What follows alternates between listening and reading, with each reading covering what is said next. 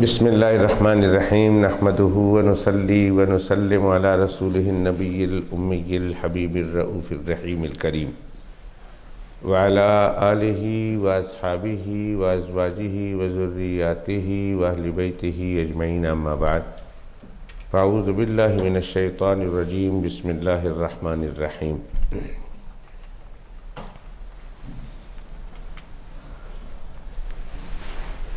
वजाहिदू फ़िल्लाहि हक़्क़ जिहादिह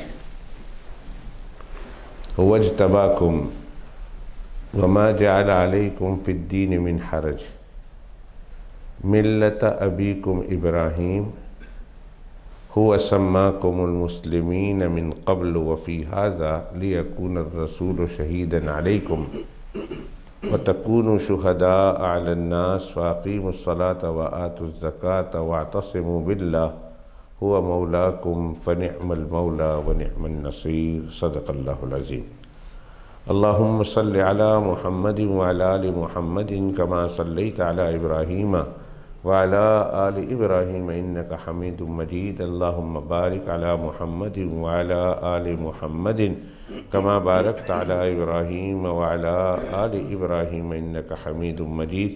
या हय्यु या क़य्यूम ला इलाहा इल्ला अंत या ज़ल जलाली वल इकराम बिरहमतिका अस्तगीस अस्तग़फिरुल्लाह रब्बी मिन कुल्लि ज़ंबिन व अतूबु इलैहि अस्तग़फिरुल्लाह रब्बी मिन कुल्लि ज़ंबिन व अतूबु इलैहि अस्तग़फिरुल्लाह रब्बी मिन कुल्लि ज़ंबिन व अतूबु इलैहि।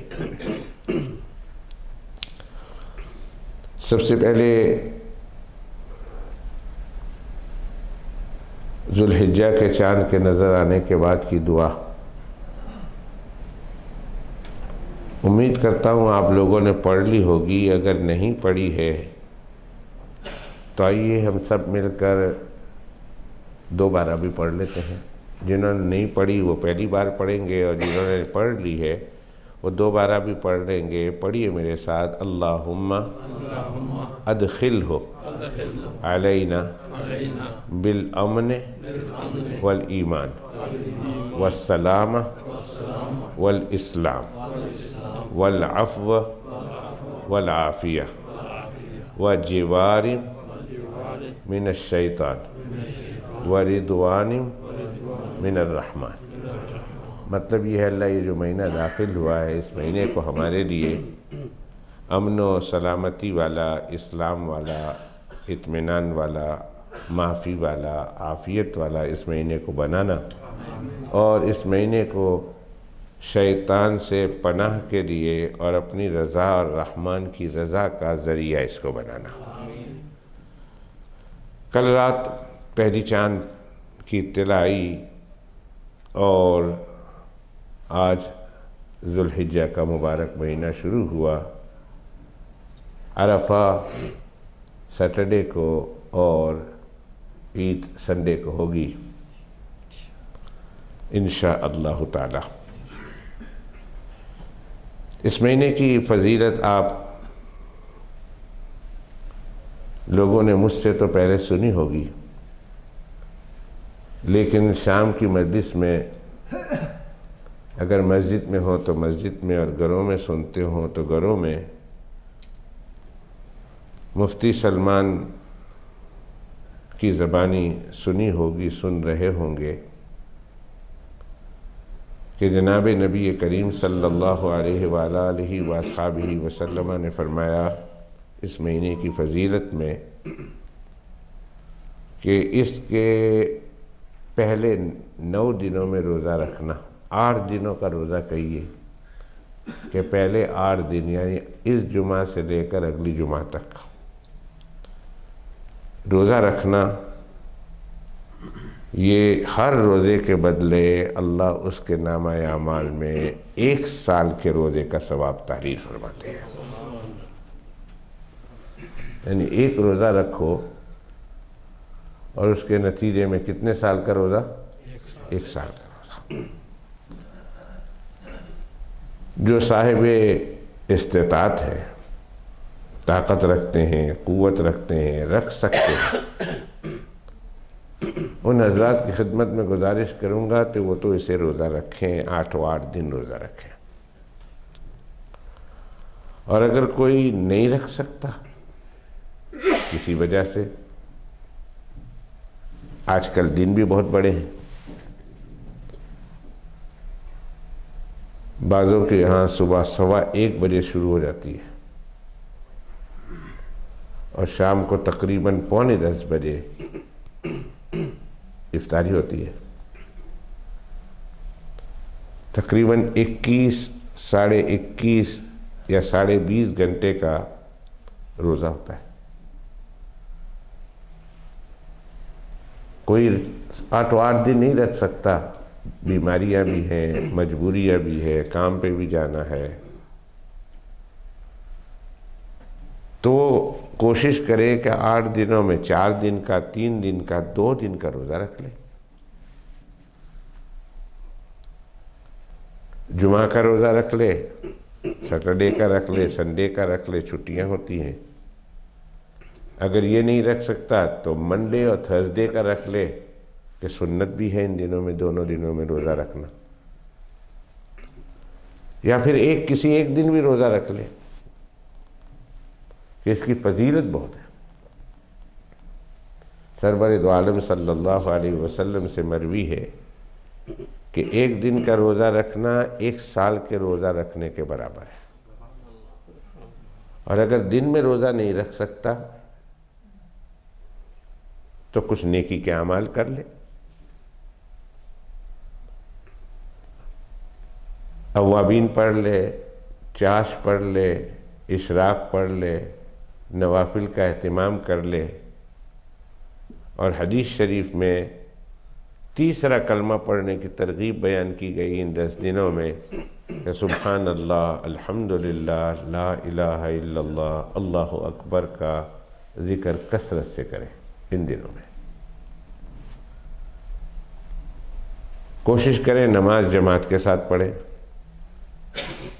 और उसके बाद शरीयत मुतहरा ने जो नमाजें, नफिल नमाजें उसकी फजीलतों के साथ बयान किए उसको पढ़ें।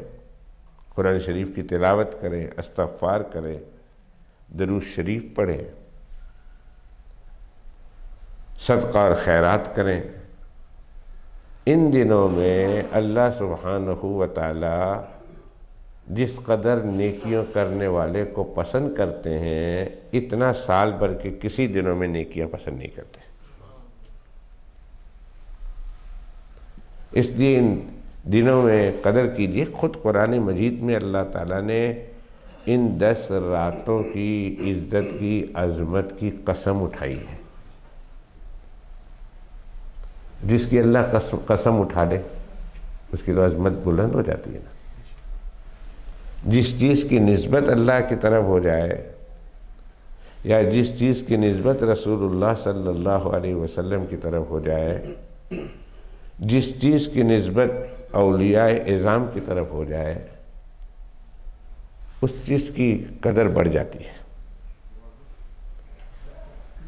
मस्जिद अल्लाह का घर है, इसकी निस्बत अल्लाह की तरफ हो गई तो हमारे घरों से मस्जिद की अज़मत बढ़ गई।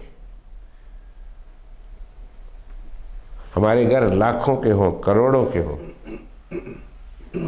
मिलियंस ऑफ डॉलर्स के हों,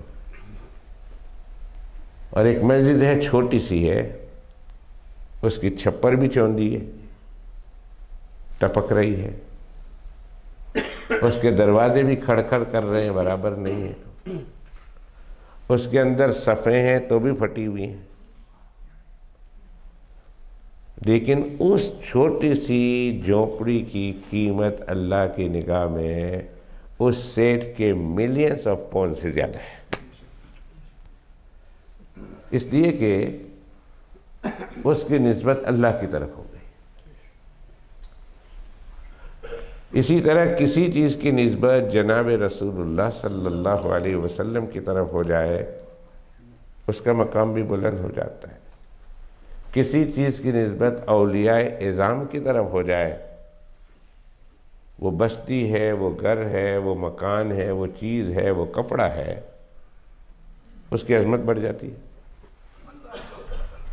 आज देखो हिंदुस्तान में, सारा हिंदुस्तान हिंदुस्तान कहलाता है, लेकिन हिंदुस्तान में एक जगह है अजमेर, जहाँ एक अल्लाह वाले आकर रह गए थे। अब जब दुनिया उस बस्ती का नाम लेती है तो उस बस्ती को भी अजमेर शरीफ के उन्वान से याद करती है। हमारे यहाँ पाकिस्तान पे नज़र डाल दें तो पाकिस्तान में भी सैकड़ों ऐसे मकामात हैं जहाँ अल्लाह के वली तशरीफ़ लाए, तो अल्लाह के वली की आमद की बरकत से उस शहर के नाम के साथ या उस गांव के नाम के साथ शरीफ का इस्तेमाल होने लगा। शरकपुर शरीफ, एक बुज़ुर्ग गुजरे हैं शरकपुर शरीफ में, शरकपुर एक गांव का नाम है और वहाँ से शरकपुर शरीफ हो गया। वालेकुम सलाम। इसी तरह मुल्तान शरीफ, औलिया की सरजमीन।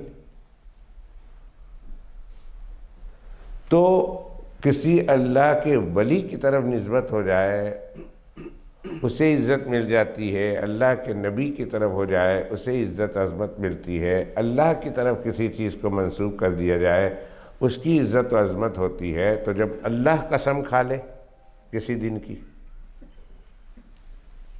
किसी दिन की, किसी रात की अल्लाह कसम उठा ले तो उसकी इज़्ज़त व अज़मत के क्या कहने, उसकी शान तक़द्दुस के क्या कहने। कुरान मजीद में अल्लाह सुब्हानहू व तआला ने कसम खाई, वल फज्र व लयालिन अश्र वश्शफ़्इ वल वत्र वल लैलि इज़ा यसर। अल्लाह कसम खाते हैं फजर की और 10 रातों की। फजर से मुराद यहाँ ईद की सुबह है और 10 रात से मुराद वो 10 रातें जो अशरे ज़िलहिज्जा की, यानी ज़िलहिज्जा की पहली 10 रातें हैं। उसके बाद सुबह होती है तो सुबह ईद होती है। तो अल्लाह इन दिनों की, इन रातों की अज़मतों की कसमें उठाते हैं, तो इससे अंदाज़ा लगा लीजिए कि ये दिन अल्लाह की निगाह में कितने महबूब होंगे। अभी मैंने बताया कि दिन में 8 दिन में रोज़ा रखना, एक दिन का रोज़ा रखना 1 साल के रोज़े के बराबर है। और 9वीं का जो रोज़ा है यानी अगले सैटरडे का, जिसे आम इस्तिलाह में अरफा का दिन बोलते हैं, अरफा का रोज़ा बोलते हैं, 9वीं ज़ुल्हिज्जा बोलते हैं, उस एक दिन यानी इन 8 दिनों में रोज़ा रखना, एक दिन का रोज़ा रखना 1 साल के बराबर, और 9वीं का सिर्फ एक दिन का रोज़ा रखना 2 साल के अल्लाह गुनाह माफ़ कर देते हैं। 2 साल के गुनाह।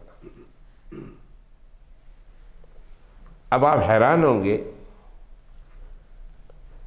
2 साल से कौन से 2 साल मुराद है? 1 साल पिछला जो गुजर चुका और 1 साल आइंदा जो आने वाला है। आइंदा साल तो जिंदा रहेंगे तो गुनाह होगा ना, और उसकी माफ़ी होगी। हमारे पीर मुर्शिद सैयदी मुर्शिदी मौलाई शेखुल हदीस हज़रत मौलाना ज़करिया साहब नव्वरल्लाहु मरक़दहू व बर्रद मरजाहू फरमाया करते थे कि जो इस रोज़े को रखता है उम्मीद है अल्लाह ताला की तरफ से कि अल्लाह उसे अगला साल भी देखना नसीब करेंगे। इसलिए कि अगला साल ज़िंदा रहेगा तो गुनाह होगा, और गुनाह होगा तो जिसकी माफ़ी है। और फरमाया करते थे भाई जिसने अगले साल ज़िंदा रहना है, जो रहना चाहता है, वो रोज़ा रख ले अरफा का।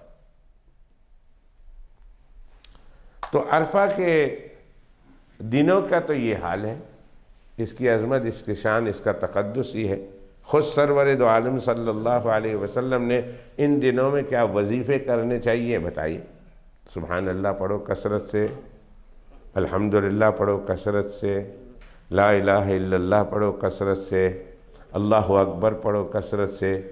और मैंने बताया, बुजुर्गान दीन बताते हैं कि इन दिनों में आप दरूद शरीफ की कसरत रखें, इस्तग़फ़ार की कसरत रखें, नेकी की कसरत रखें, सदका खैरात की कसरत रखें।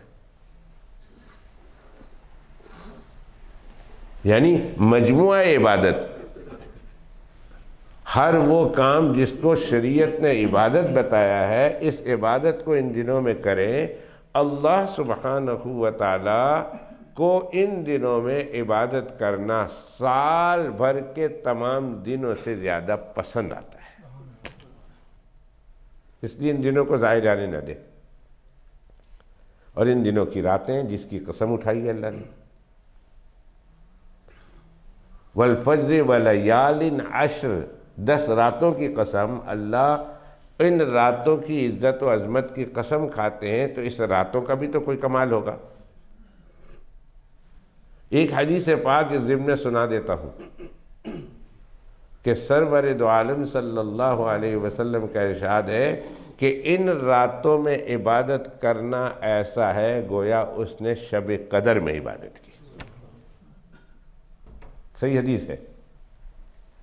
इन 10 रातों में इबादत करना ऐसा है जैसे उसने शब कदर को पा लिया और शब कदर में इबादत की। अब शब कदर जिसके बारे में आप जानते हैं, हमको पता नहीं कौन सी रात है, 21 हो सकती है, 21 में भी इबादत करो, 23 हो सकती है, 23 में भी इबादत करो, 25 हो सकती है, 25 में भी इबादत करो, 27 हो सकती है, 27 में भी इबादत करो, 29 हो सकती है, 29 में भी इबादत करो। तो उसमें तो कोई किसी में कर सकता है, कोई किसी में नहीं करता, कोई 5 में करता है। लेकिन इन रातों के बारे में तो यकीन है कि इन रातों में इबादत करने वाले को अल्लाह वही सवाब अता करते हैं जो शब कदर में इबादत करने वाले को अल्लाह अता करते हैं। तो न इसके दिन ज़ाय करने वाले, न इसकी रातें ज़ाय करने वाली। इसके दिन में थोड़ा बहुत इबादत कर लीजिए, रातों को इबादत कर लीजिए। अगर रात सोने के बाद फजर में उठते हैं, उठ नहीं सकते, तो सोने से पहले इबादत कर लें। इशा पढ़ ली, इशा के बाद 4 रकात तहज्जुद पढ़ लें, यासीन शरीफ पढ़ लें, रात के जो वजीफ़े कुरान मजीद के हैं वो अदा कर लें, कोई इस्तग़फ़ार की, दरूद शरीफ की, तीसरे कलमे की कोई तस्बीह कर लें। हो सके तो दिन को 50 पैनी, आपके पास पौन ही है जो निकालना है, एक दिन में 1 पौंड से ज़्यादा निकालने की ताकत नहीं है, तो दिन में 50 पैनी निकाल लीजिए, रात में 50 पैनी निकाल लीजिए। अगर इससे ज़्यादा निकाल सकते हैं तो उसको 2 हिस्सों में तकसीम कर दें, एक दिन को निकालें, एक रात को निकालें, रोज़ाना की बुनियाद पर निकालें। गर्ज़ है कि ये वो महीना है माह ज़ुल्हिज्जा कि इस महीने की 10 रातें भी इंतहाई कीमती है और 10 दिन भी इंतहाई कीमती है। और इससे फ़ायदा वही लोग उठा सकते हैं कि जिसके मुक़द्दर में महरूमी नहीं है, महरूमी नहीं, वरना महरूमुल किस्मत इंसान इन 10 दिनों को भी ज़ाय कर देगा और इन 10 रातों को भी ज़ाय कर देगा, ज़ाय कर देगा। उनसे ये 10 दिन भी ज़ाय हो जाएंगे और उनसे 10 रातें भी ज़ाय हो जाएंगी और उसको कोई परवाह नहीं होगी। वही रफ्तार बेढंगी जो पहली थी सो अब भी है। जिस तरह साल के और दिन गुजर गए, साल के ये 10 दिन भी गुजार देगा वो। ज़्यादा कोशिश करनी चाहिए कि हम उन महरूमुल किस्मत लोगों में न हों और अल्लाह हमको न बनाए, कहो आमीन।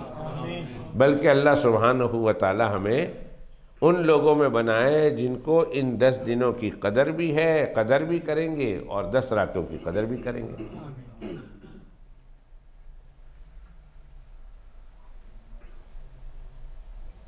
और इस महीने में एक और मसला है, वो अगले हफ्ते बता दूंगा, अब भी बता दूं तो शायद भूल जाए। तकबीर तशरीक का ज़िंदगी रही तो अगले हफ्ते बताऊंगा, क्योंकि सैटरडे की सुबह से ये तशरीक अय्याम तशरीक की तस्बीह शुरू करनी है। तो चूँकि अगला सैटरडे को फ्राइडे मिलेगा, इंशाअल्लाह इसमें हम उसको बयान कर देंगे। ये तमहीद के बाद अब मैं असल मौजू की तरफ आता हूँ। ये इतनी बात करनी थी, मज़ीद तफसील आपको अगर चाहिए माह ज़ुल्हिज्जा के हवाले से और उनमें कौन कौन से अमाल करने हैं और क्या क्या करने हैं, तो मुफ्ती सलमान साहब रात को दरस देते हैं, मंडे से फिर दरस शुरू होगा, उसकी तरफ मुतवज्जे हो जाएं। हाँ, अलबत्ता एक बात और ज़रूरी याद आ गई, वो भी कर दूं कि इस महीने में हर साहिब निसाब पर कुर्बानी फ़र्ज़ है। वो भी मौलाना मुफ्ती सलमान साहब पेश करेंगे और बताएंगे कि किन किन लोग, तकरीबन हमारे हर बच्चों पर 90% बच्चों पर कुर्बानी फ़र्ज़ है। हमारे इतने पैसे उनके पास ज़रूर होते हैं कि जिस पैसे से 52 तोला शादी खरीदी जा सके। शादी की कीमत आजकल क्या है? कितना? पौन की ग्राम नहीं, तोला 10 पौन। हाँ, 10-11 पौन बन जाते हैं। और 52 तोला कर लो, 250 पौन के करीब करीब। तो कौन सा ऐसा बच्चा है जिसके पास 250 पौन नहीं है? अल्लाह पहनाए और अल्लाह उन्हें पहनना नसीब करे और अल्लाह पहनाता रहे और अल्लाह उन्हें पहनते रहना नसीब फरमाए। ईद के दिन एक एक बच्चों को देख लो तो वो 400, 500, 500, 600, 600 पौन में तुलता है। उनके शर्ट देखो, उनके ट्राउज़र देखो, उनके जूते देखो, उनके सॉक्स देखो, उनका हाथ देखो, ये सारा का सारा 300-400 पौन से ज़्यादा में होता है।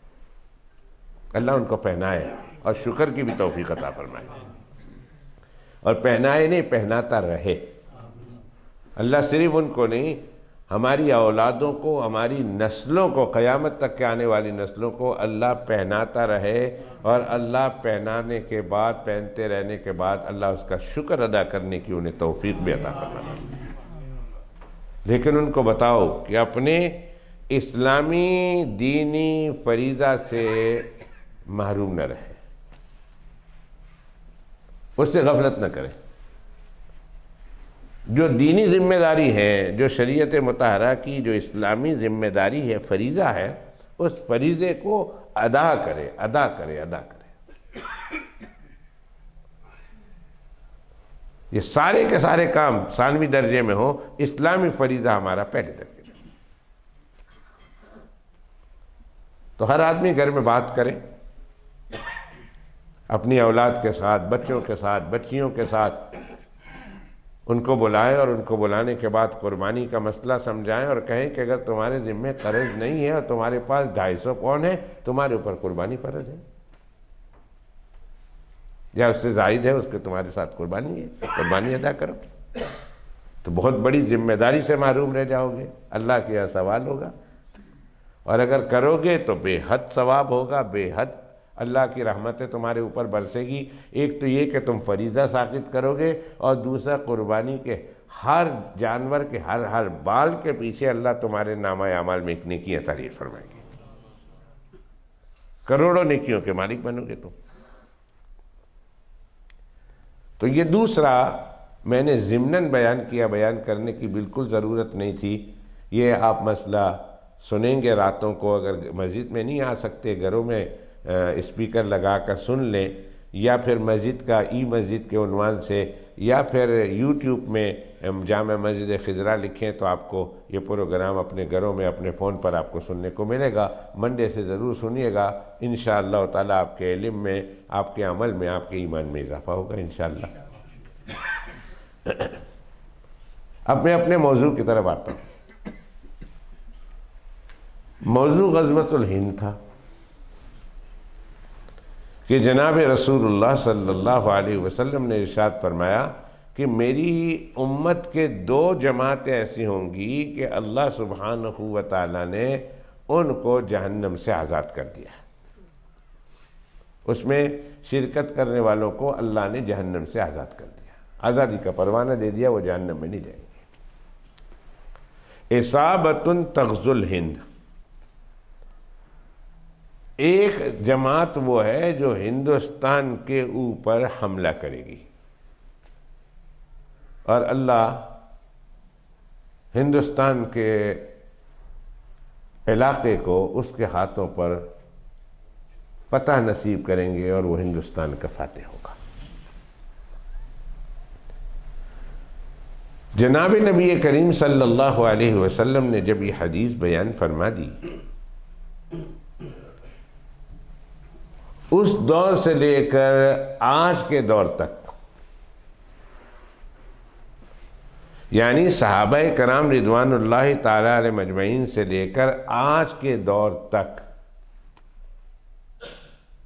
हर मुसलमान के दिल में ये तमन्ना मचल रही है, ये ख्वाहिश पैदा हो रही है और ये जज्बा उनका उठ रहा है कि अगर अल्लाह ने मौका दिया तो हम इस ग़ज़वे में ज़रूर शिरकत करेंगे।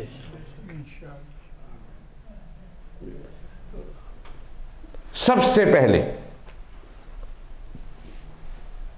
हिंदुस्तान पर जिसने हमला किया, सबसे पहले तारीख़ बताती है कि वो सैयदना उमर फ़ारूक रज़ी अल्लाह ताला अन्हो के ज़माने से इस पर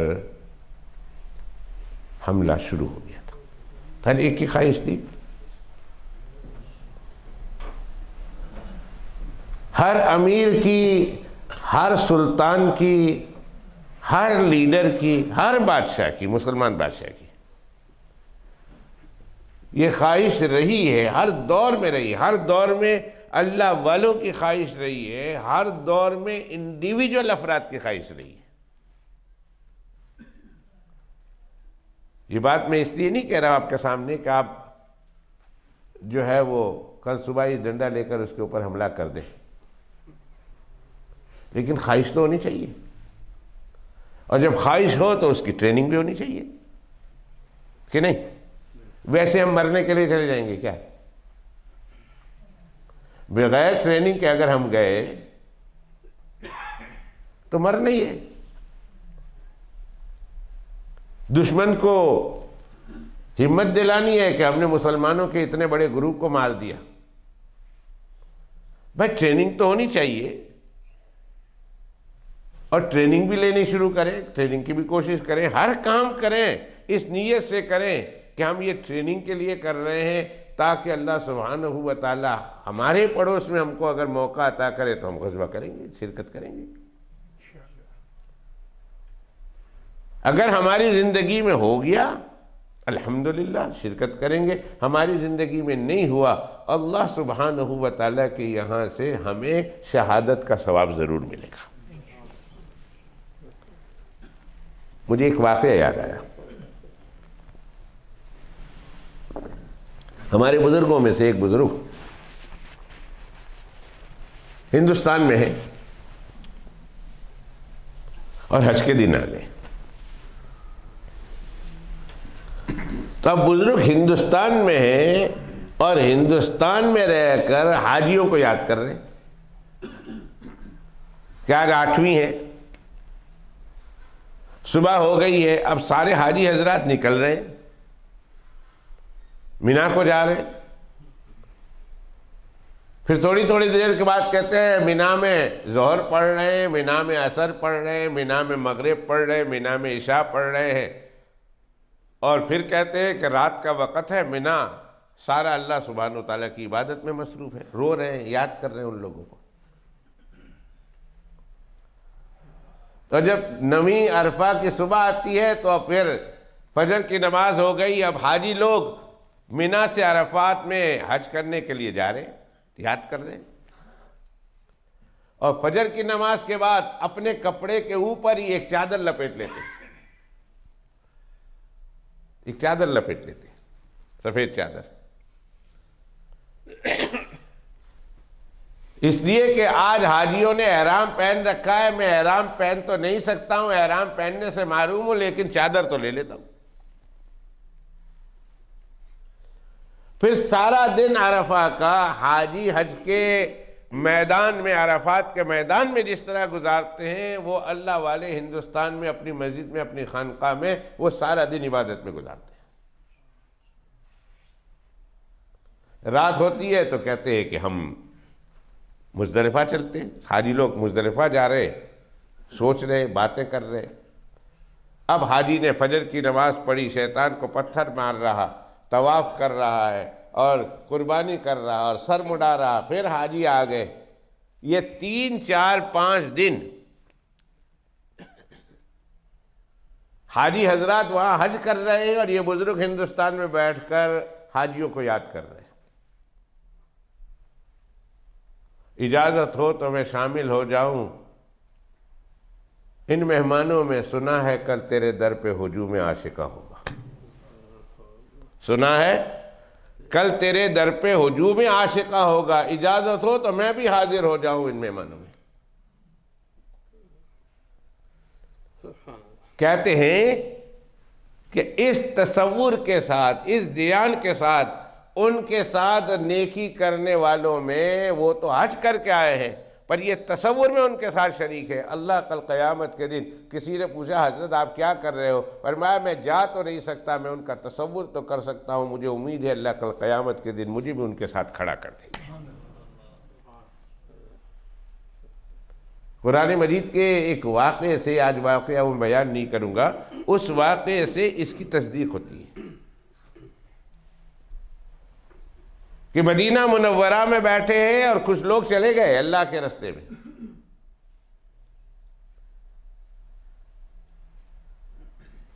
और वो जो अल्लाह के रास्ते में जाकर खर्च करते हैं, ला यनफिकून नफकतन सगीरतन वला कबीरतन, थोड़ा सदका करे, थोड़ा खर्च करे, ज्यादा खर्च करे, कोई वादी कता करे, जो मुजाहिदीन जा रहे हैं और वो जो पीछे रह गए, जा नहीं सकते थे, तो अल्लाह कुरान मजीद में फरमाते हैं इल्ला कुतिब लहुम, वो जो जिहाद में जाकर अल्लाह के रास्ते में खर्च करते हैं और अल्लाह के रास्ते में अपनी जान और माल को लगाते हैं और ये अपने घर में बैठे हैं, लेकिन चूंकि इनकी नीयत भी थी, अल्लाह उन्हीं की तरह इनके नामा आमाल में भी सवाब तहरीर फरमा देते हैं। और क्या चाहिए? ये कुरान मजीद है। पूरा वाक़या कभी अल्लाह ने चाहा तो किसी और वक्त बयान करूंगा।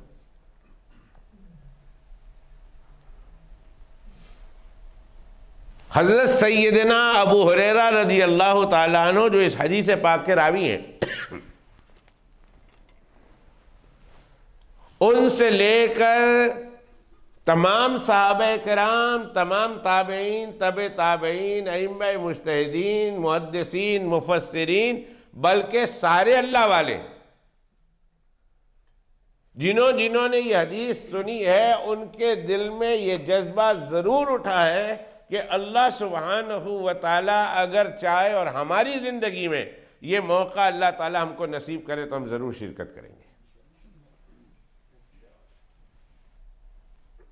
तो ये हदीस पाक मैंने आपके सामने इसलिए बयान की और कर रहा हूं कि जहां सारे अल्लाह वालों ने इसमें शिरकत की तमन्ना की है, ख्वाहिश का इजहार किया है, उनके दिल के ये जज्बात हैं, तो हमारे दिल के ये जज्बात क्यों ना हो? हमें क्यों नहीं तमन्ना करनी चाहिए? बसा औकात जनाब रसूलुल्लाह सल्लल्लाहु अलैहि वसल्लम की हदीस सुना रहा हूं, फरमाया नीयतुल मुमिन खैरुम मिन अमली। यह हदीस है, नीयतुल मुमिन खैरुन मिन अमली। ये 4 अल्फाज है हदीस पाक के, और ये 4 अल्फाज रोजाना की बुनियाद पर आप बोलते। नीयतुल मोमिन, मोमिन की नीयत, खैरुन बेहतर है, मिन अमल ही, उसके अमल से। बसा औकात सिर्फ मोमिन नीयत करता है, अमल करने की नौबत नहीं आती।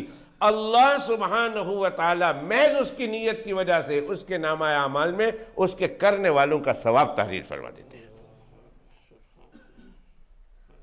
सवाब तहरीर फरमा देते हैं कि भाई तुमने ऐसे ही जैसे तुमने अमल कर लिया।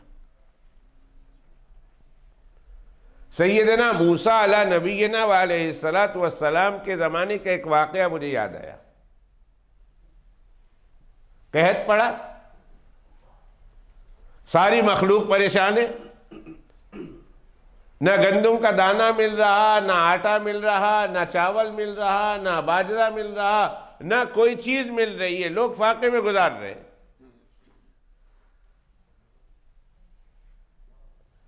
एक शख्स का गुजर हुआ एक पहाड़ पर जो रेत का पहाड़ था। तो रेत का पहाड़ देखकर उसके दिल में एक तमन्ना हुई कि हाय काश मेरे पास आटे का पहाड़ होता। इतना बड़ा पहाड़ ये रेत का है, काश मेरे पास ये आटे का पहाड़ होता। जितना ये रेत का बड़ा पहाड़ है इतना मेरे पास आटे का पहाड़ होता, तो सारा का सारा आटा मैं अल्लाह के रास्ते में गरीबों में और मोहताजों में और ज़रूरतमंदों में तकसीम कर देता।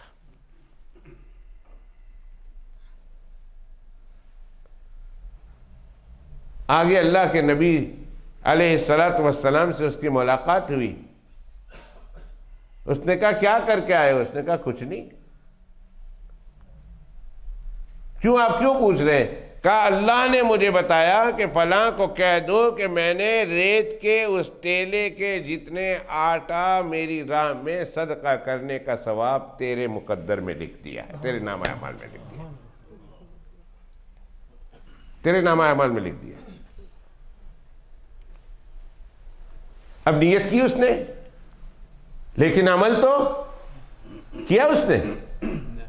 उसका अमल हुआ नहीं हुआ? क्या उसने रेत जितना पहाड़ अल्लाह के रास्ते में आटे का खर्च किया? नहीं ना किया। नियत जरूर की थी लेकिन अमल की नौबत नहीं आई थी। लेकिन उसकी नियत को अल्लाह ने यूं कबूलियत बख्शी कि उसके नामा अमाल में पूरे रेत के पहाड़ जितना आटा अल्लाह के रास्ते में खर्च करने का सवाब लिख दिया। इसीलिए फरमाया नीयतुल मुमिन खैरुम मिन अमली। बसा औकात इंसान की नीयत उसके अमल से भी बेहतर होती है कि अमल की नौबत नहीं आई, महज नीयत की वजह से अल्लाह उसके नामा अमाल में सवाब तहरीर फरमा देते। तो मेरे दोस्तों, ये गज़वतुल हिंद की हदीस पाक मैं इसलिए सुना रहा हूं कि हम में से हर एक इरादा करे, हम में से हर एक इस बात के बारे में तहिया करे कि हमने, अल्लाह ने चाहा, जैसे हमारे अस्लाफ सालिहीन ने नीयत की थी और इरादे किए थे कि अल्लाह अगर तूने मौका दिया तो मैं तेरे रास्ते में ग़ज़वा-ए हिंद में शिरकत करूंगा। एक बुजुर्ग अर्दे रोम, बिलाद रोम, जो उस जमाने में नसरानी की हुकूमत थी, उनके साथ बड़ी लड़ाई लड़ी है, बड़ी लड़ाई लड़ी।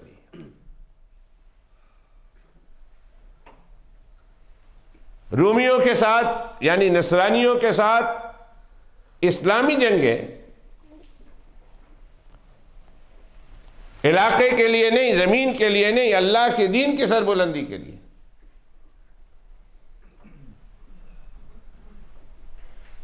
मनिल कातिल फी सबीलिल्लाह, बुखारी शरीफ की हदीस है। जनाब रसूलुल्लाह सल्लल्लाहु अलैहि वसल्लम से पूछा गया, मनिल कातिल फी सबीलिल्लाह, अल्लाह के रास्ते में क़िताल करने वाला कौन सा शुमार होगा? कौन इंसान है जिसको अल्लाह के रास्ते में जिहाद करने वालों का सवाब मिलेगा? क्योंकि कुछ आदमी ऐसे हैं जो गैरत की वजह से, हमीयत की वजह से लड़ाई लड़ते हैं, और कुछ ऐसे हैं जो गुस्सा की वजह से लड़ाई लड़ते हैं। क्या वो लोग भी मुजाहिद शुमार किए जाएंगे? क्या उनको भी जिहाद का सवाब मिलेगा? फरमाया अल्लाह के पैगंबर अलैहिस्सलाम ने, मन कातला लितकून कलिमतुल्लाहि हियल उलिया फहुव फी सबीलिल्लाह, औ कमा क़ाल सल्लल्लाहु अलैहि वसल्लम, बुखारी शरीफ की हदीस है। मन कातला लितकून कलिमतुल्लाहि हियल उलिया, जो इस वजह से जिहाद करता है, इस वजह से लड़ाई लड़ता है कि अल्लाह का दीन बुलंद हो जाए, अल्लाह का नाम बुलंद हो जाए। न उसमें कोई नफसानी ख्वाहिश होती है, न उसमें कोई गुस्सा होता है, न उसमें कोई इलाका और बरादरी की कोई निस्बत होती है। बस वो इसलिए लड़ता है कि अल्लाह का दीन बुलंद हो जाए, अल्लाह का नाम बुलंद हो जाए, अल्लाह के सरजमीन पर अल्लाह के नाम बुलंद होने के लिए करता है। फरमाया हकीकत में वही मुजाहिद है, वही मुजाहिद है और वही मुजाहिद है।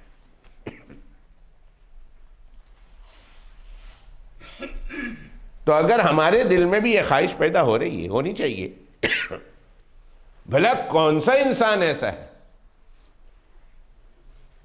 कि जो नहीं चाहता है कि मैं दुनिया से इस हाल में जाऊं कि मुझे शहादत की मौत मिले और अल्लाह सुब्हानहू व तआला के यहाँ मैं सिर्फ शहीद नहीं बल्कि अफजलुश शुहदा शुमार किया जाऊं। शहीदों में भी जिसके दर्जे बुलंद है, अफजलुश शुहदा। और इसके नतीजे में अल्लाह मुझे, जहन्नम तो बड़ी दूर की बात है, जहन्नम की आग बड़ी दूर की बात है, अल्लाह मुझे जहन्नम का धुआं भी न सूंघाए। कौन सा इंसान ऐसे जो ये ना चाहता हो? ला यस्माऊन हसीसहा वहुम फी मश्तात अनफुसहुम खालिदून ला यहज़ुनुहुमुल फ़ज़उल अकबर व ततलक़्क़ाहुमुल मलाइका हाज़ा यौमुकुम अल्लज़ी कुन्तुम तुअदून। ना जहन्नम का आग देखेगा, ना जहन्नम का धुआं सूंघेगा, बल्कि जहन्नमी जहन्नम में चीखेंगे, चिल्लाएंगे, उनके चीख पुकार की आवाज भी इसके कानों में नहीं पड़ेगी। अल्लाह इतना दूर रखेंगे उसे, और अल्लाह जन्नत में उसे जगह देंगे। कौन नहीं चाहता? और ये बात यकीनी है, 100% यकीनी है, दिल में बैठा ले। कब्र की रात जमीन के ऊपर नहीं हो सकती, और जो अल्लाह ने कब्र की रात नहीं लिखी है, बंदा कोई कब्र में जा नहीं सकता। ये बात बैठा दे जहन में कि कब्र की जो रात मुकद्दर है वो जमीन के ऊपर नहीं गुजर सकती। चाहे आप मजबूत किले में बैठ जाएं, मजबूत से मजबूत तरीन किले में बैठ जाएं, कब्र की जो रात है वो कब्र में ही गुजरेगी। और जिस रात आपकी मौत नहीं लिखी हुई है, उस दिन मौत आपकी हिफाजत करती है, आपकी जिंदगी की हिफाजत करती है। वो मौत मरने नहीं देती आपको। जब ये बात मुतय्यन है, मालूम यह हुआ कि मौत का एक वक्त मुकद्दर है और मौत अपने वक्त पर आकर रहती है। 1 मिनट पहले नहीं आती, 1 मिनट बाद में नहीं आती। जब जाना है दुनिया से तो फिर क्यों ना बड़ा एजाज लेकर जाए, बड़ी शान लेकर जाए, बड़ी शौकत के साथ जाए,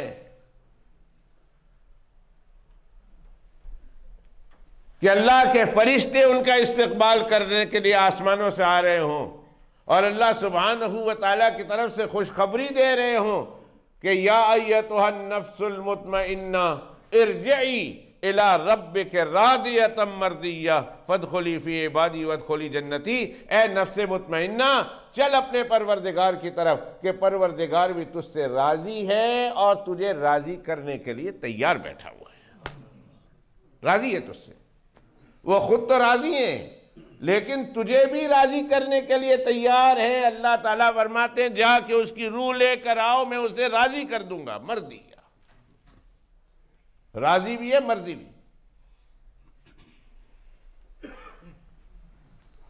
और कुरान शरीफ में आता है, नहनु औलियाउकुम फिल हयातिद दुनिया व फिल आखिरा वलकुम फीहा मा तश्तही अनफुसुकुम वलकुम फीहा मा तदउन नुज़ुलन मिन गफूरिर रहीम।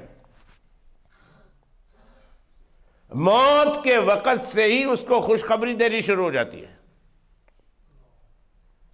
फरिश्ते आते हैं सैकड़ों की तादाद में, बाज़ रिवायतों में 500 फरिश्तों के आने का तस्करा है। 500 फरिश्ते जन्नत के शराब लेकर, जन्नत का पानी लेकर, जन्नत की चीजें पीने की लेकर आते हैं। कोई जन्नत की खुशबू लेकर आता है, कोई जन्नत के कपड़े लेकर आता है, कोई जन्नत की पीने की मशरूबात लेकर आता है, और आकर उसको खुशखबरी देता है कि अल्लाह के बंदे, बस सिर्फ थोड़ा सा वक्त है जान निकलने का, यहां जान निकली नहीं, यहां अल्लाह सुब्हानहू व तआला ने हमें तेरी मेहमानी का हुक्म दे दिया है कि इसकी मेहमानी करो। वलकुम फीहा मा तश्तही अनफुसुकुम वलकुम फीहा मा तदउन। सिर्फ वो नहीं मिलेगा जो तुम चाहते हो, जो तुमने बोल कर कहा है, जो तुमने जबान से कहा है सिर्फ वो नहीं मिलेगा, वो तो मिलेगा ही मिलेगा।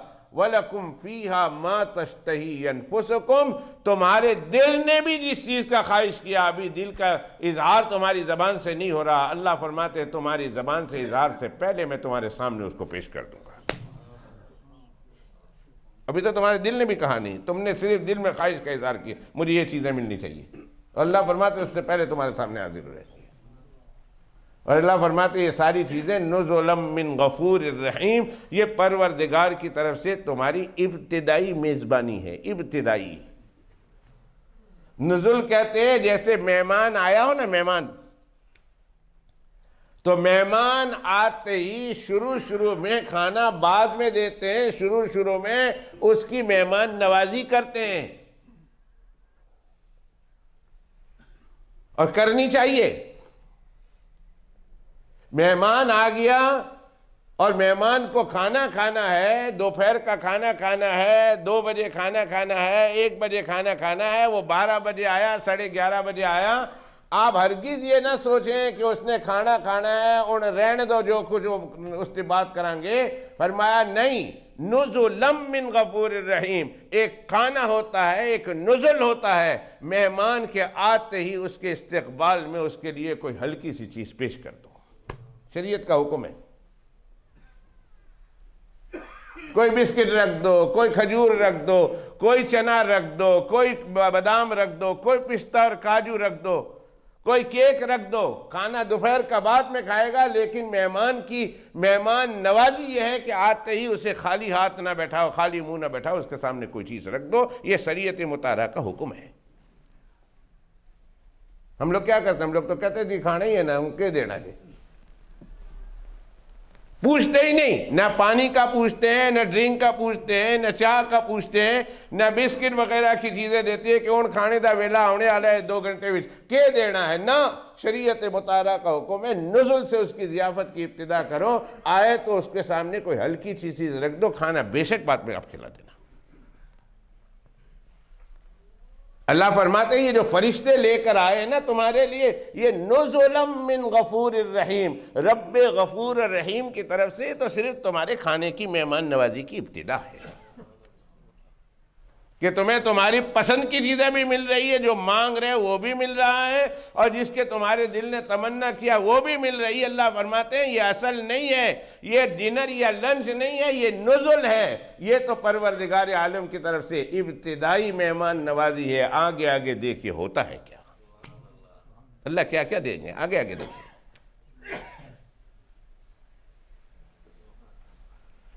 तो कौन नहीं चाहता,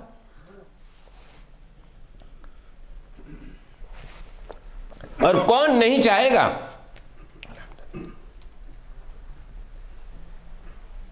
कि दुनिया से इस शान के साथ रुखसत हो कि अल्लाह सुब्हानहू व तआला के खाते में वो अफजलुश शुहदा हो। अफजलुश सिर्फ शहीद ने, अफजलुश शुहदा।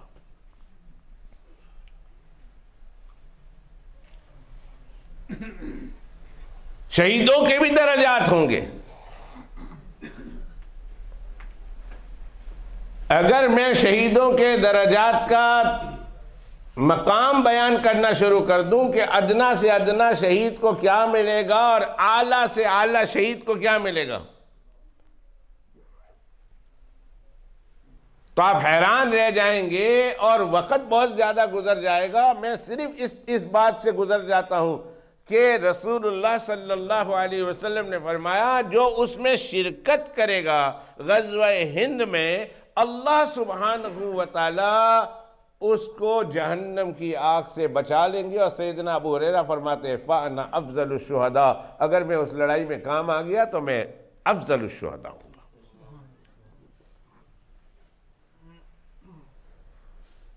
सारे बुजुर्ग, तो वो बुजुर्ग कहते हैं कि मैंने रूमियों के साथ, नसरानियों के साथ बड़ी जंगें लड़ी है, बड़ी जंगें लड़ी है। और अपने शागिर्द को, जो बहुत मशहूर मुहद्दिस हैं, बहुत मशहूर इमाम हैं, अपने शागिर्द से कह रहे थे काश मैं बिलाद रूम में एक भी लड़ाई में शिरकत न करता और अल्लाह मुझे ग़ज़वा हिंद में शिरकत की, अल्लाह तौफीक दे दे, तो मैं समझूंगा मेरी ये सारी लड़ाई एक तरफ और ग़ज़वा हिंद की लड़ाई एक तरफ, तो मैं ग़ज़वा हिंद की लड़ाई को पसंद करूंगा और मैं उसको अफजल समझूंगा दूसरी तमाम लड़ाइयों के मुकाबले। तो मेरे प्यारों, मेरे दोस्तों, जहां सहाबा किराम से लेकर ताबईन, तबे ताबईन, अइम्मा मुज्तहिदीन और 1400 साल में उम्मत के बड़े बड़े अल्लाह के वली, अल्लाह के दोस्त, मुहद्दिसीन, मुफस्सिरीन ने शिरकत का इजहार किया हो, ख्वाहिश का इजहार किया हो कि अल्लाह मौका लाए तो हम ज़रूर शरीक होंगे उस लड़ाई में, अल्लाह हमको ज़रूर शरीक करना, तो फिर मैं क्यों ना चाहूँ कि मेरे भी जितने मुक्तदी हैं उनके दिल में भी ये ख्वाहिश ज़रूर भी ज़रूर, ये उमंग ज़रूर भी ज़रूर पैदा हो। मैं क्यों ना चाहूँ कि मेरे जितने मुक्तदी हैं उन मुक्तदियों के दिल में भी ये ख्वाहिश पैदा हो कि अल्लाह, अगर तूने हमको वो मौका दिया कि जिसमें शिरकत के नतीजे में जहन्नम की आग तो बड़ी दूर की बात है, जहन्नम का धुआं भी नहीं सुनेंगे और जहन्नम में चीखो पुकार की आवाज़ भी हमारे कानों में नहीं आएगी, अगर वो मौका अल्लाह तूने हमें नसीब किया तो अल्लाह ताला हमें उसमें शिरकत के लिए ज़रूर भी ज़रूर हाज़िरी का मौका यकीनी बना देना, हमें ज़रूर उसमें शरीक होना। तो जब शरीक होंगे और शरीक होने की शिरकत की तमन्ना है तो फिर ट्रेनिंग भी तो होनी चाहिए ना, कि बगैर ट्रेनिंग के चले जाओगे। मुझे याद है कि माजी बईद में आज से 25-30 साल पहले, जबकि अफगानिस्तान के मुजाहिदीन अमेरिका की नज़रों में भी मुजाहिद थे, फ्रीडम फाइटर, फ्रीडम फाइटर। इन लोगों का कोई उसूल नहीं होता, इन लोगों का कोई प्रिंसिपल नहीं होता। अगर हमारे हक में लड़ रहे हैं तो फ्रीडम फाइटर है, और अगर हमारे खिलाफ हैं तो वो टेररिस्ट है, वो दहशतगर्द है।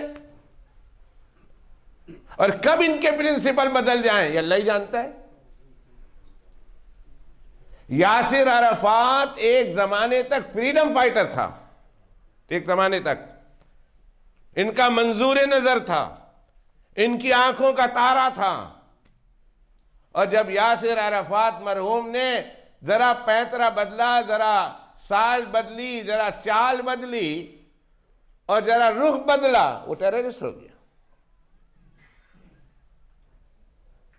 उसे किस तरह जहर देकर शहीद कर दिया गया, हर एक की जबान पर उसके अहवाल सबको मालूम है, मुझसे ज्यादा मालूम है।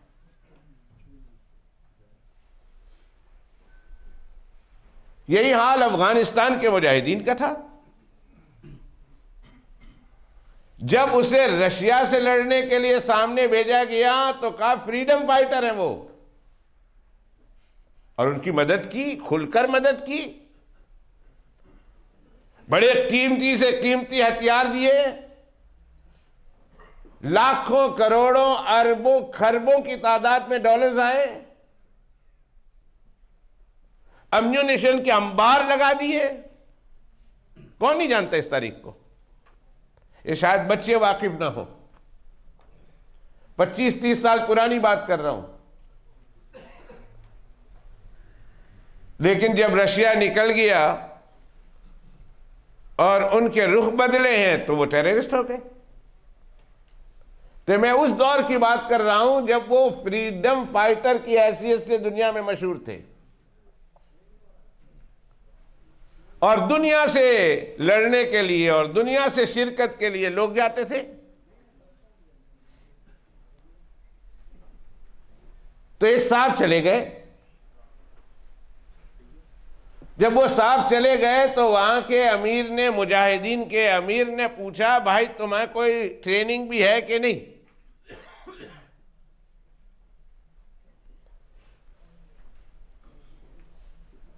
तुम थोड़ा चल के बताओ, तुम थोड़ा दौड़ के बताओ, तुम ये बस्ता पकड़ो इसको और इसको लेकर भागो 20 किलोमीटर, 20 मीटर और 50 मीटर और 100 मीटर भगाया तो 10 मीटर के बाद वो गिर पड़े। वो बोझ था। वो आर्मी को किस तरह ट्रेनिंग देते हैं, वो 10 किलोमीटर 100 मीटर भगाना था, 10 मीटर पर वो 10 किलो वजन लेकर जा रहे थे, गिर पड़े। उन्होंने कहा तू अपने घर टूट जा। ट्रेनिंग नहीं है तो फिर किस लिए लड़ने आए हो? जब तक ट्रेनिंग ना हो उस वक्त तक हम अपने लोगों को मरवा नहीं सकते। आप चले जाएं तो कुछ ना कुछ तो हमारी, अगर हमने उस गज़वे में शरीक होना है, गज़वतुल हिंद में हिंदुस्तान के साथ जो लड़ाई होने वाली है, और उस लड़ाई में हमने शरीक होना है, तो फिर उस शरीक होने की नीयत करनी है। तो नीयत जो बंदा करता है तो वो कुछ ना कुछ काम भी तो करता है ना। कहा कि अल्लाह करे अगर कल मौका आ गया तो कहेंगे ऐसी बह जाएंगे, कहेंगे जी के करिए, ऐसी सारी तो ट्रेनिंग कोई नहीं। वो मेरी तरह एक मौलवी साहब थे, लोगों को उभार रहे थे, जाओ जाओ गज़वे में जाओ, गज़वे में जाओ, गज़वे में जाओ। एक जमात भेजी, दूसरी जमात भेजी, तीसरी जमात भेजी। तो किसी ने कहा मौलवी साहब तुसी त्रै बारी साड़ा ग्रुप टुर गया, तुसी। मौलवी साहब ने आख्या तुहाडी जनाजा नहीं पढ़ाना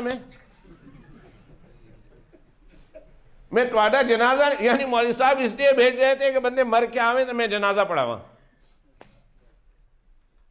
मैं तुहाडा जनाजा नहीं पढ़ाना, इस वास्ते मैं नहीं जा रहा, मैं तुहानू भेज रहा इस वास्ते कि तुहाडा जनाजा पढ़ाना है। अरे भाई शिरकत करनी है, और अल्लाह ताला अगर मौका दे, मैं नहीं कहता कल सुबह है, मैं नहीं कहता हूं कि परसों है, मैं नहीं कहता हूं कि अगले साल है, मैं नहीं कहता हूं अगले साल है। कहने वालों ने बड़ी बड़ी पेशन गोइयां की। ग़ज़वा हिंद कब होगा,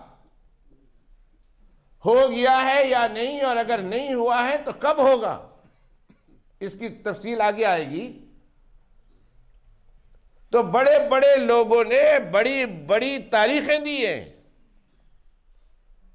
किसी ने कहा 2019 में टूर भी गया, किसी ने कहा 2021 में टूर गया, किसी ने कहा 2022 में टूर रहा है और कोई आसार नजर नहीं आ रहे। किसी ने कहा 2023 में, किसी ने 2025 में, किसी ने 2027 में, किसी ने 2028 में। जो गुजर गया वो हमने देख लिया, जो गुजरने वाला है वो भी हम देख लेंगे। इसके आसार अगरचे अभी जाहिर नहीं हो रहे हैं, यानी वाज़े आसार इसके जाहिर नहीं हो रहे हैं, लेकिन चूंकि हमारी तमन्ना है इसलिए उस तमन्ना के मुताबिक, सिर्फ तमन्ना नहीं, हम प्रैक्टिस भी करेंगे। हम थोड़ा बहुत अमली तौर पर भी तो जिहाद की तैयारी में मसरूफ होंगे, ज़हनी तौर पर भी तो मसरूफ होंगे। फरमाया जनाब रसूलुल्लाह सल्लल्लाहु अलैहि वसल्लम ने, इसाबतुन तग़ज़ू अल हिंदा, एक जमात वो होगी कि जिसको अल्लाह जहन्नम से दूर रखेगा, उसके अंदर शिरकत करने वाले एक एक फर्द को अल्लाह सुब्हानहू व तआला जहन्नम से दूर रखेगा। वो जमात होगी जो हिंदुस्तान पर हमला करेगी और हिंदुस्तान को फतह करेगी। जब ये हदीस जनाब रसूलुल्लाह सल्लल्लाहु अलैहि वसल्लम ने पेश फरमाई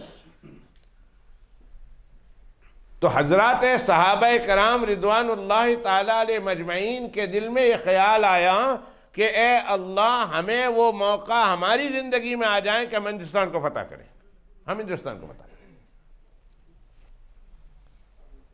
चुनांचे पहला हमला हिंदुस्तान पर सैयदना उमर फारूक रज़ी अल्लाह ताला अन्हु के ज़माने ही से शुरू हो गया।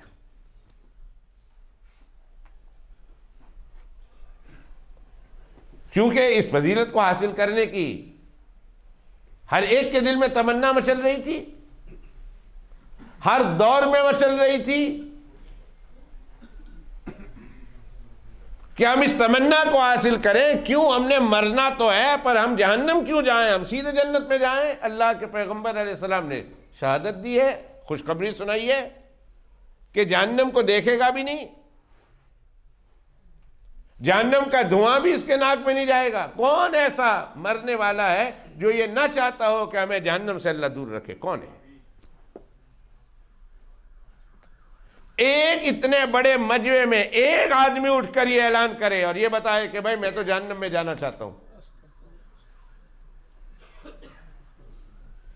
चाहे अमली तौर पर वो बिल्कुल कमजोर हो, लेकिन उसकी भी यही तमन्ना है, उसकी भी यही दुआ है, अल्लाह से वो यही मांगता है कि अल्लाह मैं मर जाऊं, इस हाल में मरूं कि मुझे जहन्नम का मुंह तू ना दिखाए, मैं जहन्नम से दूर रखे।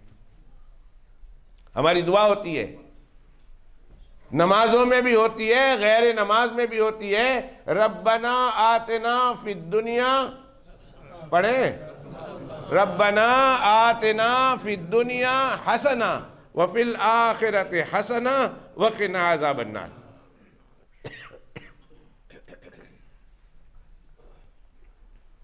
क्या माना? रब्बना आतना फिद दुनिया हसना, अल्लाह तू दुनिया में भी हमें हसना अता फरमा, व फिल आखिरत हसना, और आखिरत में भी हसना अता फरमा, व क़िना अज़ाबन नार, और ए परवरदिगार हमें जहन्नम की आग से महफूज फरमा। दुनिया में हसना मांगा, क्या मांगा अल्लाह जानता है, ये हमारा अलमिया है। मुसलमानों का, मौजूदा दौर के मुसलमानों का अलमिया है कि वो अल्लाह से मांग तो रहा है, मगर क्या मांग रहा मालूम नहीं।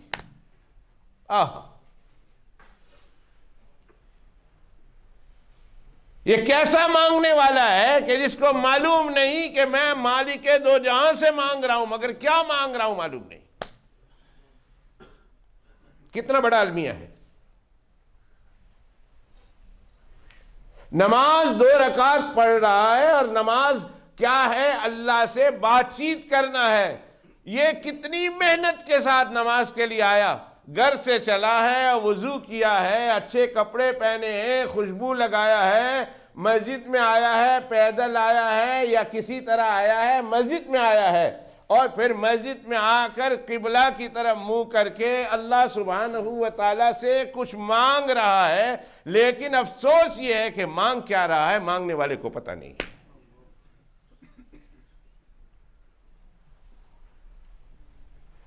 इतना बड़ा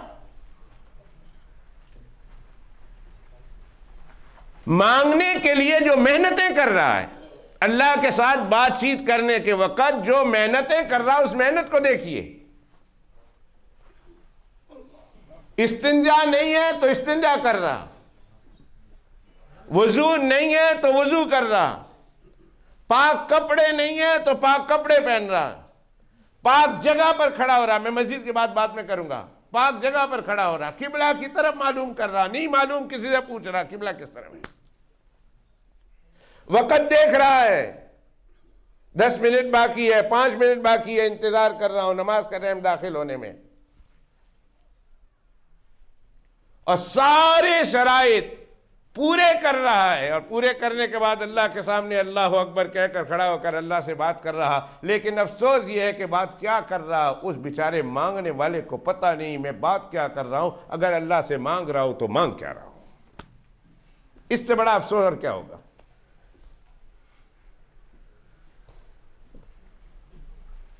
इससे बड़ा अफसोस और क्या होगा कि मालिक के सामने खड़ा है, किसी चीज से पनाह मांग रहा, किस चीज से पनाह मांग रहा मालूम नहीं, कोई चीज का सवाल कर रहा, क्या सवाल कर रहा मालूम नहीं।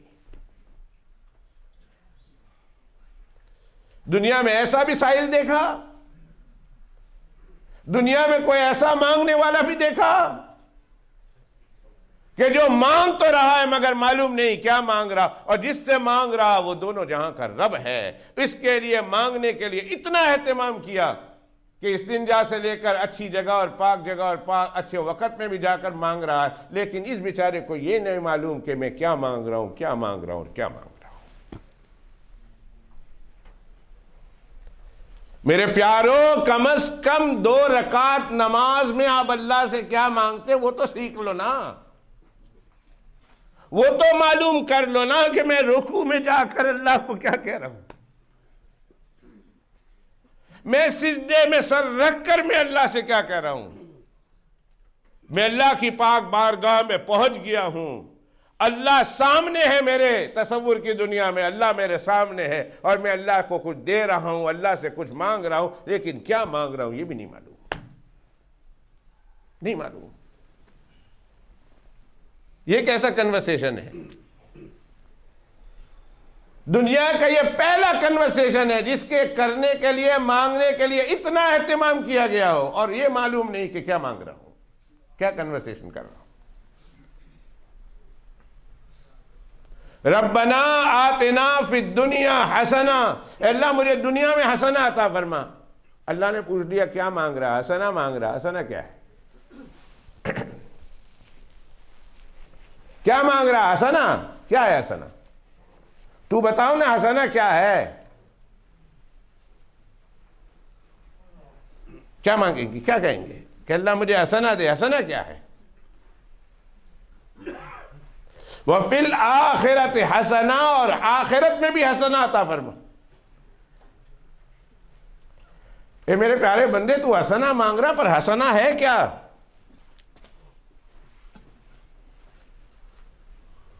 वक़िना अज़ाब अन्नार, और अजाब से बचा ले।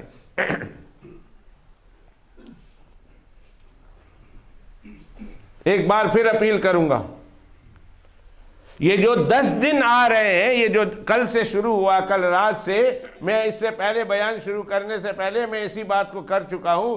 अगरचे आप लोग बहुत लेट आए, लेकिन मैं नहीं चाहता आप मारूम रह जाएं। मैं फिर एक दफा इस बात को दोहरा देता हूं, अगरचे दोहराना नहीं चाहिए। मुझे दोस्त कहते हैं आप शुरू में भी बोल देते हैं तो फिर आखिर में बोलते हैं। मैंने कहा मैं क्या करूं, शुरू में तुम्हें सुनाता हूं, आखिर में बाद में आने वालों को सुनाता हूं। बहरहाल सुनाना तो है। ये जो 10 दिन हैं, ये 10 दिन इंतहाई कीमती है। इसके एक दिन का रोजा रखना 1 साल के रोजे रखने के बराबर है। जो इसके एक दिन का रोजा रखेगा, अल्लाह उसके नामा आमाल में यूं लिखेंगे गोया उसने एक पूरे साल का रोजा रखा। और इसकी रातें इतनी कीमती हैं, इतनी कीमती हैं कि इस रात में इसने इबादत की। मेरे प्यारों, रात बहुत छोटी है आजकल। 9:45 बजे से शुरू होती है, किसी की 1:15 खत्म, किसी की 1:30 बजे खत्म, किसी की 2:15 खत्म, किसी की 2:45 तो यकीनन खत्म हो जाती है। आखिरी टाइम 2:45 है। 4-3 घंटे की रातें, इन रातों में क़याम करने वाले को अल्लाह सुब्हानहू व तआला वो सवाब अता करते हैं जो शब कदर में क़याम करने वालों को अल्लाह अता करते हैं। शब कदर,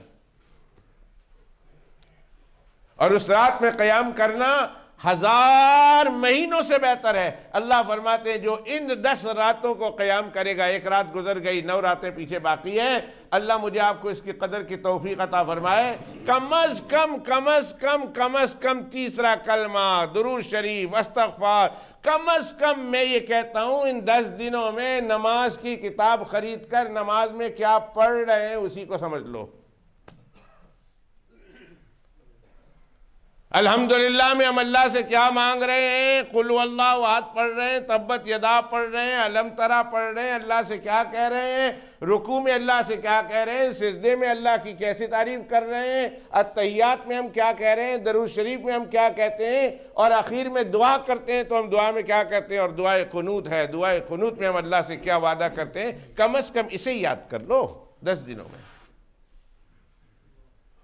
और मैं गारंटी देता हूं, अल्लाह के घर में मिंबर रसूल पर बैठकर मैं गारंटी देता हूं कि वो नमाज जो आपने बगैर मीनिंग जाने हुए पढ़ी, अब मीनिंग जानकर जो नमाज पढ़ेंगे, उन दोनों नमाजों में जमीन आसमान का फर्क होगा। ना हो तो मेरा गरिबान आके पकड़ लेना। इसलिए कि पहले आप मीनिंग नहीं जानते थे, माना मालूम नहीं था, तो उस नमाज का अंदाज दूसरा था। अब तो माना मालूम हो गया है। अब जब आप नमाज पढ़ेंगे, नमाज मीनिंग के साथ पढ़ेंगे, ध्यान के साथ पढ़ेंगे, दोनों नमाजों की कैफियत में जमीन आसमान का फर्क होगा, जमीन आसमान का फर्क होगा। पहली नमाजों को आप हल्का समझेंगे, इसलिए कि आप जो नमाज पढ़ेंगे उसमें आपको स्वाद आने लगेगा, मजा आने लगेगा, आपको पता लगेगा कि अल्लाह से हम क्या मांग रहे हैं और अल्लाह से हम क्या कह रहे हैं। और ये दुआ जो जनाब रसूलुल्लाह सल्लल्लाहु अलैहि वसल्लम की मैंने बताई, या रब्बना आतिना फिद दुनिया हसना व फिल आखिरति हसना व क़िना अज़ाबन्नार, इस दुआ को जनाब रसूलुल्लाह सल्लल्लाहु अलैहि वसल्लम बकसरत पढ़ा करते थे। कान युक्सिरु फी दुआही, अल्लाह के पैगंबर अलैहिस्सलाम की दुआएं तो 10,000 12,000 दुआएं हैं जो अल्लाह के पैगंबर अलैहिस्सलाम ने हमें 23 साल में सिखाई। 12,000 से ज्यादा, 12,000 से ज्यादा। लेकिन कुछ दुआएं ऐसी हैं जो अल्लाह के पैगंबर अलैहिस्सलाम बकसरत मांगा करते थे, बहुत मांगा करते थे। मिन जुमला उन दुआओं में से एक दुआ ये भी है कि अल्लाह के पैगंबर अलैहिस्सलातु वस्सलाम रब्बना आतिना फिद दुनिया, चलते फिरते उठते बैठते नमाज में और गैर नमाज में अल्लाह के पैगंबर अलैहिस्सलाम बकसरत पढ़ा करते थे इस दुआ। तो मरना तो है, आखिरी बात, मरना तो है। और अगर हम दुनिया से अल्लाह की रहमत में शहीद होकर जाएं, अल्लाह की राह में शहीद होकर जाएं, और शहीद भी नॉर्मल शहीद नहीं, अफजलुश शुहदा, शहीदों का सरदार बन के जाएं, शहीदों में सबसे फजीलत वाले शहीद बनकर जाएं, तो कौन से मुसलमान है जिसकी तमन्ना नहीं होगी?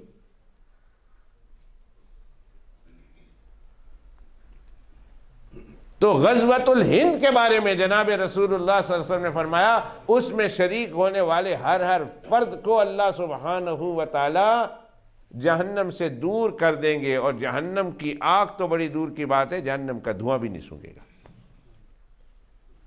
दोस्तों, फिर ये हदीस सुनकर तमन्ना तो होती है ना, साहबा को हुई थी, ताबई को हुई थी, तब ताबईन को हुई थी, अल्लाह ताला की उन सब पर करोड़ों रहमतें हों। उनको ये तमन्ना हुई थी कि अल्लाह हमें भी वो मौका देना कि हम उसमें शरीक हों, हम उसमें शरीक हों, हम उसमें शरीक हों।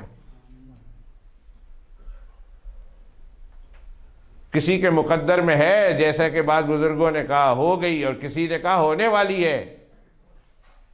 तो हम भी तो ये तमन्ना रखना चाहते हैं और रख सकते हैं कि अल्लाह अगर हमारी ज़िंदगी में मौका आए तो हमें जब भी मरना है, हम अफजल शहीद होकर मरना चाहते हैं, अल्लाह हमें भी मौका नसीब करना। तो मैं ये चाहता हूँ कि ये फजीलत हमारी मस्जिद के एक एक नमाजियों को भी हासिल हो। इसलिए तो मैंने हदीस पाक शुरू की। लेकिन ये गज़वतुल हिंद सबसे पहले शुरू कब हुआ था? सैयदना उमर फारूक रज़ी अल्लाह तआला अन्हु के ज़माने में, सन 22 में। और इसमें कुछ तफसील है, फिर उसके बाद कब, फिर उसके बाद कब, फिर उसके बाद कब। क्योंकि लोगों को तमन्ना थी ना कि हम भी शरीक हों और हमारे हाथों अल्लाह हिंदुस्तान को फतह करे और हम फातेह बने, तो हमारा नाम अल्लाह के यहाँ इतना ऊंचा बुलंद बाला हो, हम जन्नत के ऊंचे खानों में हो, बाला खानों में हो, और जहन्नम से हम बच जाएं। इसलिए पहले ज़माने से ये शुरू है। अल्लाह ने चाहा तो इसकी मज़ीद तफसील अगले जुम्मतुल मुबारक के मौके पर अर्ज़ की जाएगी। दुआ कीजिए अल्लाह सुब्हानहू व तआला ग़ज़वतुल हिंद में शरीक होने वालों को अगर हकीकत में नहीं, हमारे बात कहीं जाकर हो, तो अल्लाह में हुक्मन यानी नीयतन अल्लाह उसमें शिरकत की तौफीक अता फरमाए। कि अगर हमारी नीयत हुई, जैसे मैंने कुरान मजीद का वो किस्सा सुनाया कि एक सहाबा कराम की जमात नहीं निकल सकी मजबूरी की वजह से, अल्लाह के पैगम्बर सल्लल्लाहु अलैहि वसल्लम फरमाया, तुम जो रास्ता तय करते हो ना, कोई वादी से गुजरते हो, कोई ख़र्चा करते हो, कोई ऐसा काम करते हो, वो जो नहीं आ सके वो तुम्हारे सवाब में बराबर के शरीक है, इसलिए कि उन्होंने भी नीयत ज़रूर की थी। तो अल्लाह हमें नीयतन या जब मौका आए अल्लाह हकीकतन अल्लाह में उसमें शिरकत की तौफीक अता फरमाए। मज़ीद बातें अल्लाह ने चाहा तो अगले जुम्मतुल मुबारक के मौके पर व आखिर दावाना अनिल हम्दुलिल्लाहि रब्बिल आलमीन।